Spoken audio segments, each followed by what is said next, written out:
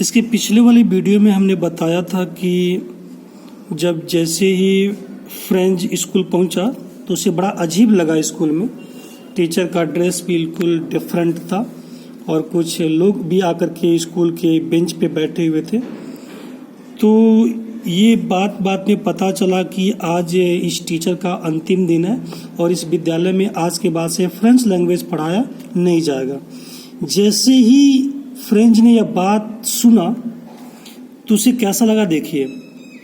What a thunder clap, कितनी बड़ी गर्जना थी।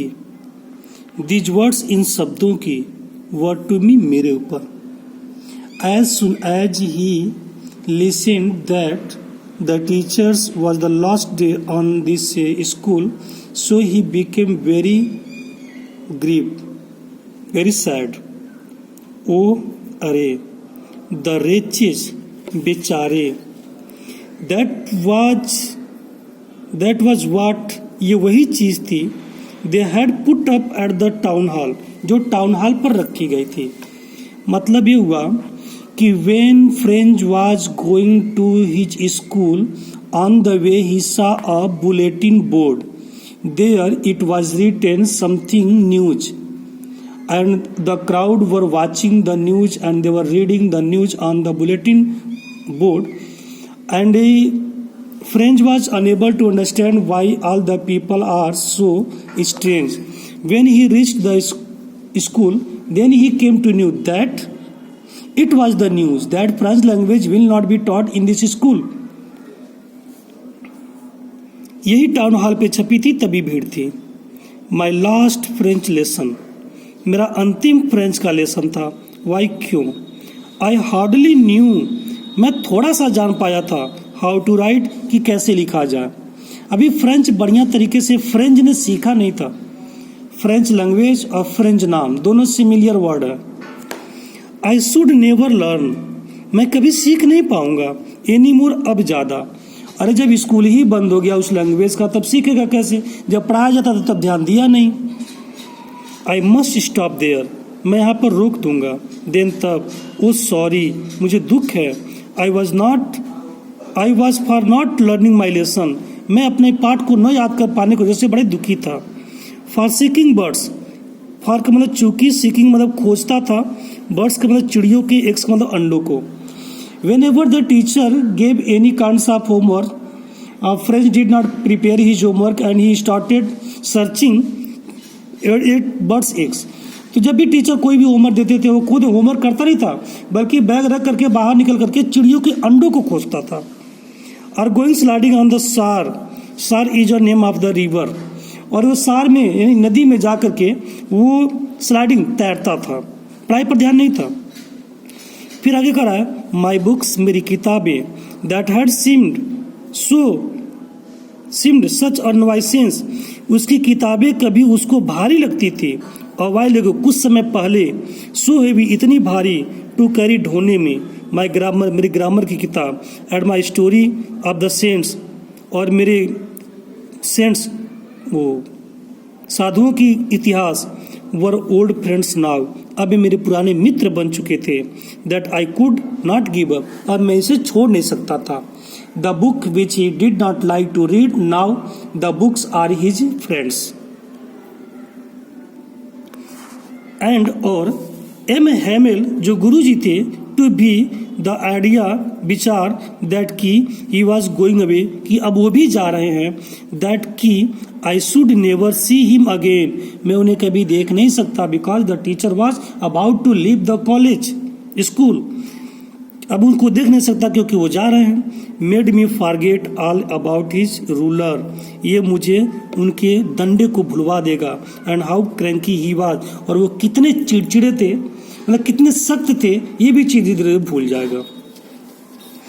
पुअर मैन, बेचारा आदमी। इट वॉज इन ऑनर, ये सम्मान में था, ऑफ दिस लास्ट लेसन, इस अंतिम पाठ के, दैट जो he had put on his fine Sunday, जो वो अपने इस सुंदर संडे को पाने थे।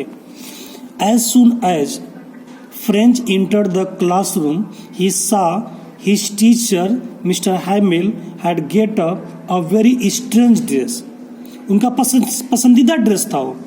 अब इसको समझ में आई कि इसके गुरुजी उस पसंदीदा ड्रेस को क्यों पहने थे, क्योंकि वो उनके क्लास का वो अंतिम दिन था।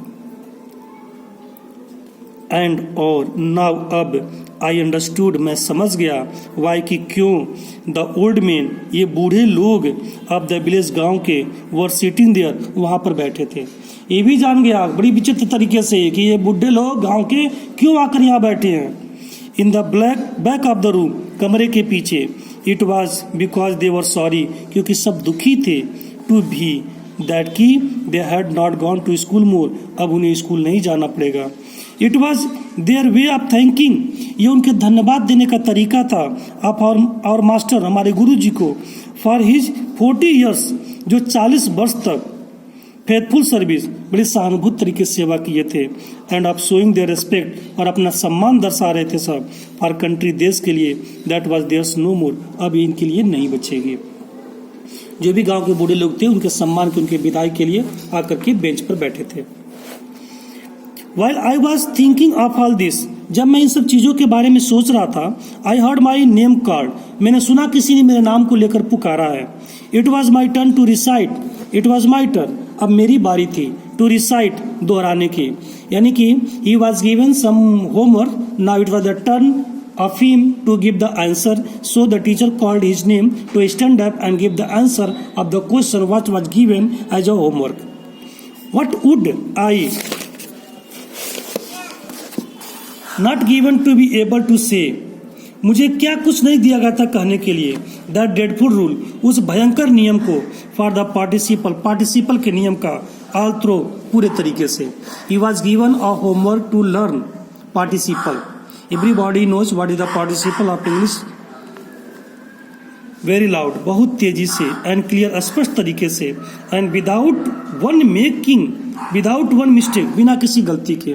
अब उसकी बारी थी कि उसे पार्टिसिपल के बारे में बताना था कि वास्तव में पार्टिसिपल क्या है, वो भी बिना कोई एक गलती किए।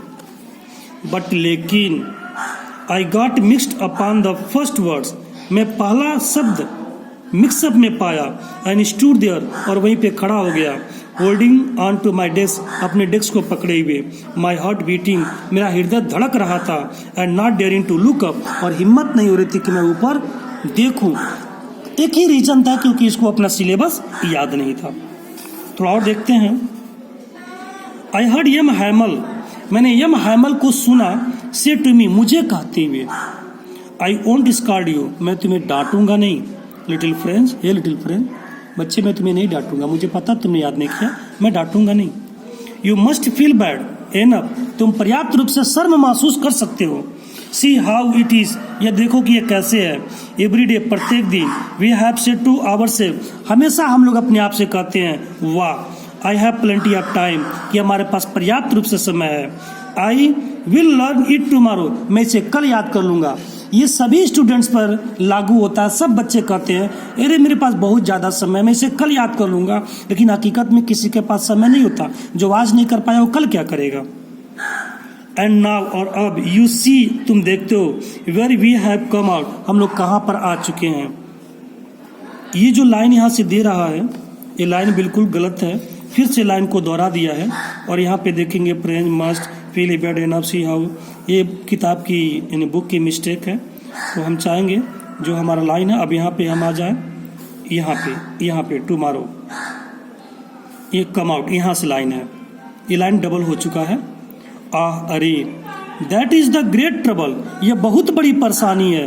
विद द एल्सेस के साथ। She puts off learning till tomorrow, वे इसे कल को याद करने के लिए रख देते हैं। नाउ, अब, दोज फेलोज, वे साथी आउट देयर, वहाँ पे चले गए, will have the right to say to you, अब तुम्हें अधिकार है कहने का, हाउ इज इट, ये कैसा है। You pretend to be Frenchman, तुम अपने आप को फ्रेंच बनने का बहाना कर सकते हो। एंड और it you can neither speak न राइट, लेकिन न तो तुम पढ़ सकते हो, न तो लिख सकते हो, न तो बोल सकते हो। यू ओन लैंग्वेज, अपना खुद की भाषा, बट लेकिन you are not the word, तुम सबसे खराब नहीं हो। ये सुपरलेटिव डिग्री है बैड का। Poor little French, hey little French, बेचारे, we have all great deal, हमारे पास बहुत बड़ा काम है, to reproach our self with, कि हम इसके साथ रहें। अब बाकी बच्चे आपको अगले वीडियो में मिलेगी।